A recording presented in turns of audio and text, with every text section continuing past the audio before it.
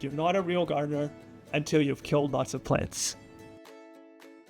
If we can treat it as a learning experience, approach it with a bit of curiosity. Okay, why did this happen? It's not just plants, it's about employment.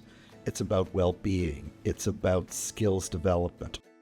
Hi, my name is Chris, and I am the general manager of Young Urban Farmers. We started off exclusively building raised beds in people's backyards. It has since grown and expanded into container gardens and in-ground gardens for schools and businesses. Hello, my name is Fred Winegust. I am a project specialist here at Reena. Reena is an organization that provides housing, support, and services to individuals with various abilities. So in 2020, we had locked down a number of our group homes, which meant nobody could go out to shop. So why don't we start thinking about growing at our own locations and starting to grow food? I said, Chris, you got to help me out here. We're going to do something really interesting. Chris helped us get our first one up and running in under a month. The following year, we brought everything together at our mega farm, and we moved from a small experience to a much larger growing experience by bringing the two together. My philosophy when it comes to gardening is to keep things simple and to give people those successes that they can see right away. The Kaja is a sub-irrigated container. There's a false bottom built into the container that separates the 10-liter water reservoir from the approximately 60-liter soil capacity. The reservoir allows the plants to go up to a week between watering, and it allows the plants to grow really big, really healthy. When it comes to watering, you simply fill the reservoir through the tube, and once water comes out the overflow hole, that's your cue to stop.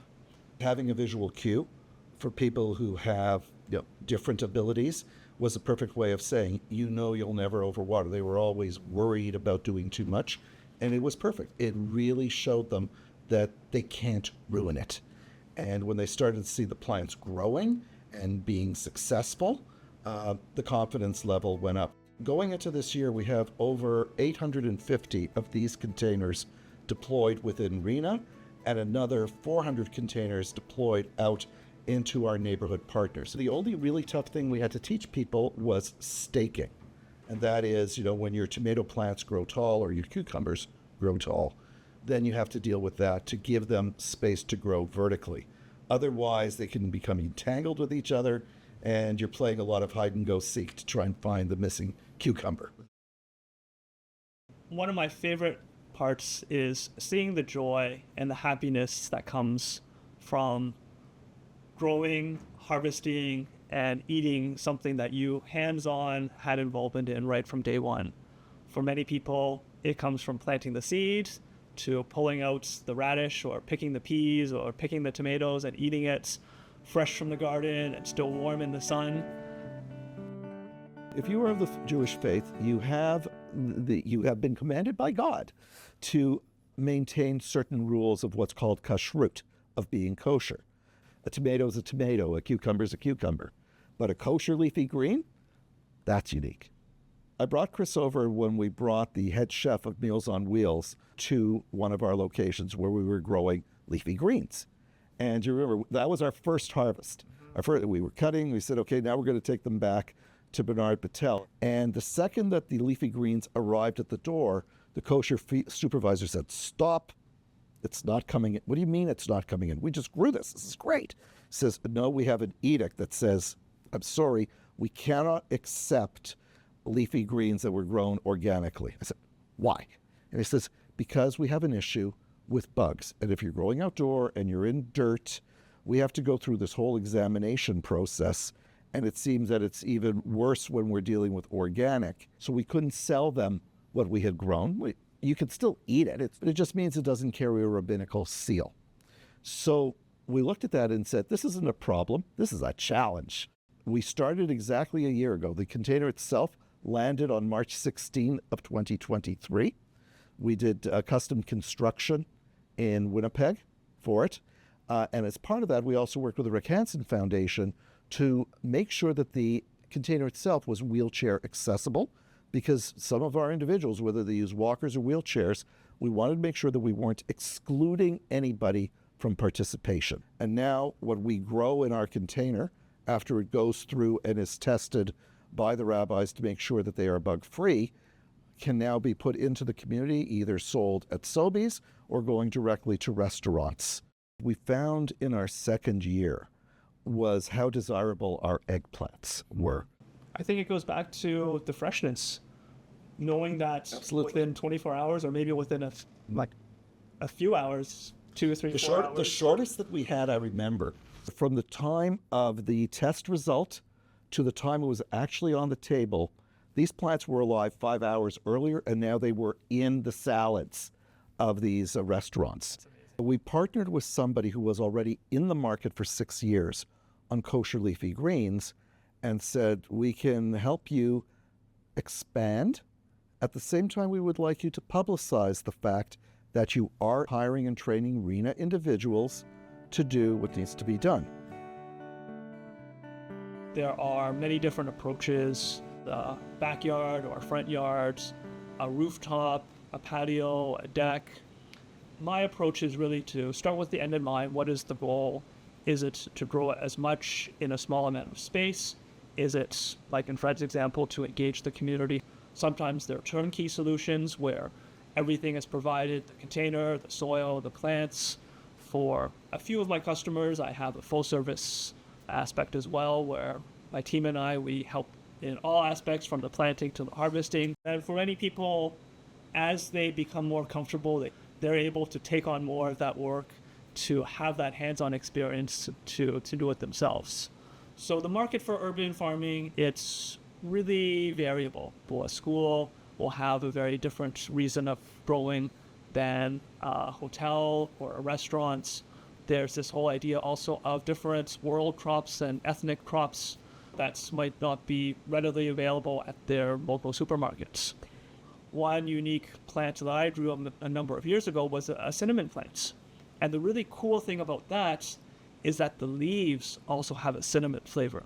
There are those chili heads that want to grow some of the hottest peppers ever. I want this specific ghost chili pepper or this Trinidad scorpion pepper. I can grow it myself, and I can challenge myself to eat it and make my own special hot sauce out of it. I'm also learning things. There was a restaurant that I helped to build a garden for. It was a rooftop with some of these containers.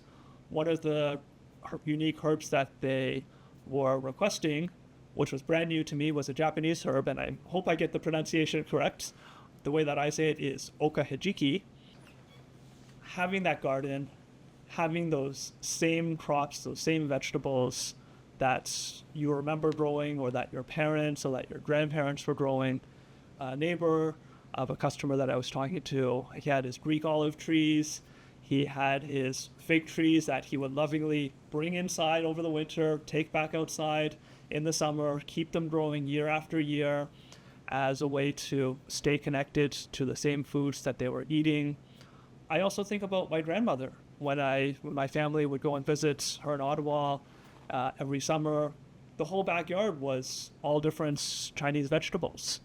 And seeing those vegetables growing and then in the soup or in the meals that we would be eating every night was just something that I took a little bit for granted growing up, but I realize is such a key part of building those core memories and those connections to our heritage and to our culture. And it's something that, while that experience with my grandmother was unique to me, it's also not unique in that so much of Canada, so much of our immigration story has these same different threads and these same different stories, just in a slight different iteration. And I see this, for example, looking back at the history of Cabbage Town, where they were growing cabbages to help support and sustain themselves.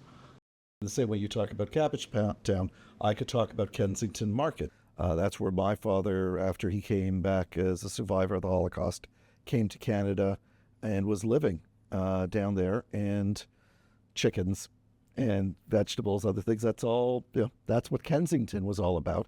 And many different generations of different waves of immigrants have moved through that community. But there's a lot of commonality over time. It all comes back to food. One of the things that I see is having a garden forces people to get fresh air, to get sunshine, to get physical activity, to move around, and to have those interactions between the different generations, between the different cultures, no matter your language, no matter your cultural backgrounds. Food is something that brings people together. What did it do for the individual who grew it? Did it give them new confidence that they didn't have before? Does that give them a life skill? I want to encourage everyone to get started and grow something. It doesn't matter how big or how small. It could be as simple as a jar of sprouts on your kitchen counter. It could be as big as the mega farm project that Fred is working on, or anything in between. Gardening, nurturing those plants, taking a slower approach from our instant gratification life. I think that's the story for urban gardening. I really think it is the bringing of communities together. You might start homogeneous so you feel comfortable within your own community, and slowly you start to expand and bring in many different cultures and many different ages. And that's the key.